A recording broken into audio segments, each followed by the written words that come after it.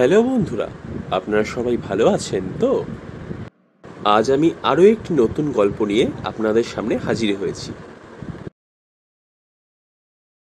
আমাদের আজকের গল্প বাল্যবিবাহে প্রতিবাদ। আপনারা গল্পটি দেখতে থাকুন, দেখা হচ্ছে গল্পের শেষে।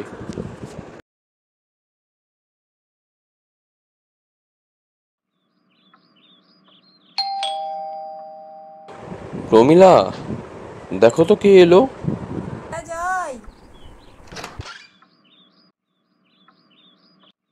আরে দীপক বাবু যে, আসুন আসুন, কতদিন পর। তা কেমন আছেন? ভালোই আছি সুরেশবাবু। তা আপনি কেমন আছেন? হ্যাঁ, আমারও এই চলে যাচ্ছে। বাড়ির সবাই ভালো আছে তো? হ্যাঁ, সবাই ভালো আছে। আচ্ছা, আপনি বসুন।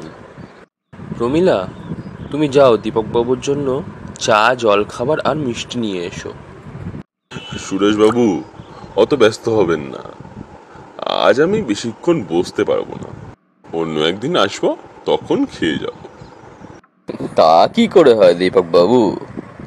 এতদিন পর আমাদের বাড়িতে আপনার পদধূলি পড়লো, একটু আতিথেয়তা করার সুযোগ দিন। আমি আসলে এসেছিলাম আপনাদের বিয়ের নিমন্ত্রণ করতে। অনেক নিমন্ত্রণ বাকি আছে, তাই আজ আর সময় হবে না। অন্য কোনো একদিন। তা কার বিয়ে? আপনার ছেলের? ও তো এবার গ্র্যাজুয়েশন পাশ করলো। না, আসলে বিয়েটা আমার মেয়ে রিয়ার। আপনার মেয়ের? হ্যাঁ। আপনার মেয়ের বয়স কত? সামনের মাসেই 14 বছর হবে। এই বয়সে আপনি আপনার মেয়ের বিয়ে দিচ্ছেন? কিন্তু কেন?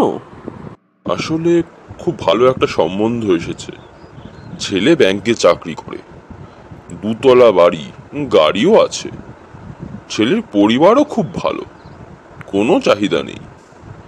এত ভালো পাত্র হাতছাড়া হয়ে যাবে, তাই আর না করিনি। তা বলে আপনি আপনার মেয়েকে এত কম বয়সে বিয়ে দিয়ে দেবেন? ওর ভবিষ্যতের কথাটা একবারও ভাববেন না? ওর তো আরো ভালো, এত বড় বাড়ির বউ হবে, টাকা পয়সার অভাবই থাকবে না। আর ওর পড়াশোনা? বিয়ের পর শ্বশুর বাড়ির লোক ওকে পড়াবে?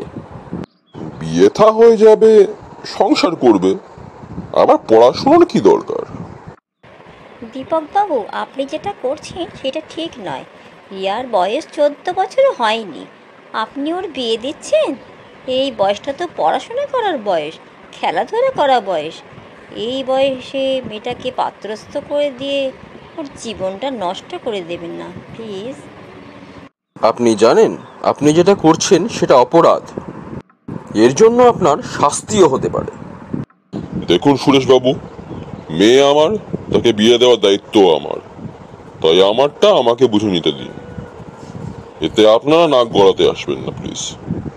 প্রমিলা, চাইল্ড হেল্পলাইন নাম্বারটা বলো তো, কল করে সবটা জানাই।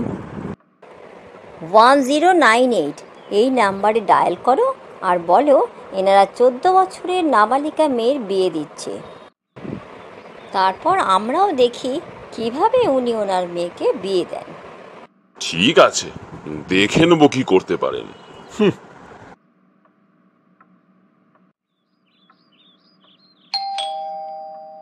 প্রমিলা, কে এসেছে দেখো তো।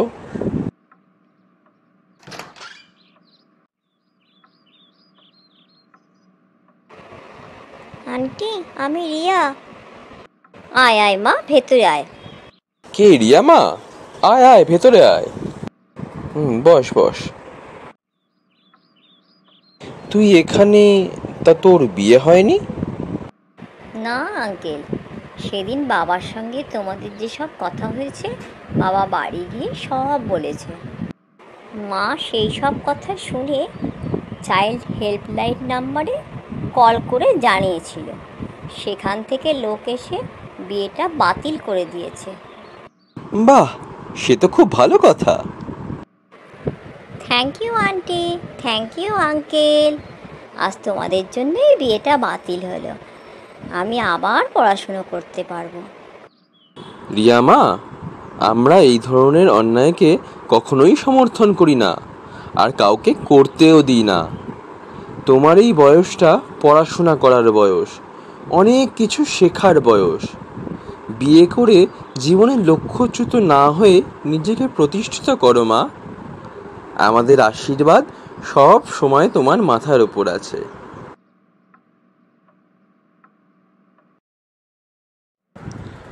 এতক্ষণ আপনারা দেখছিলেন আমাদের আজকের গল্প, বাল্যবিবাহে প্রতিবাদ। প্রাক স্বাধীন ভারতবর্ষে বাল্যবিবাহের প্রচলন শুরু হয়। সেই কুপ্রথা আজও কিছু মানুষের কারণে সমাজের ভারসাম্য নষ্ট করছে। পড়াশোনা করা, খেলাধুলা করা, স্বাভাবিকভাবে বেড়ে ওঠার বয়সে নাবালিকার বিয়ে দিয়ে তাকে সংসারের শিকল পরিয়ে দেওয়ার মতো ঘৃণ্য অপরাধ একবিংশ শতাব্দীতে দাঁড়িয়েও খুব একটা অপরিচিত নয়। আমার সকল বন্ধুদের প্রতি আমার অনুরোধ এই যে, বিবাহের উপযুক্ত সময়ের আগে কোনো শিশুর জীবন নষ্ট করবেন না, এমনকি এই অন্যায় হতেও দেবেন না। আপনাদের প্রতিবাদ অনেক অনেক শিশুর ভবিষ্যৎ নষ্ট হওয়ার হাত থেকে বাঁচাতে পারে। আজকের ভিডিওটি এই পর্যন্তই। ভিডিওটি ভালো লেগে থাকলে লাইক, কমেন্ট, শেয়ার এবং চ্যানেলটি সাবস্ক্রাইব করে দেবেন। আমাদের ভিডিও সবার আগে পেতে পাশে থাকা বেল আইকনটি প্রেস করে দেবেন। দেখা হচ্ছে নেক্সট ভিডিওতে। ততক্ষণ আপনারা ভালো থাকবেন, সুস্থ থাকবেন এবং সমাজকে সুস্থ রাখবেন।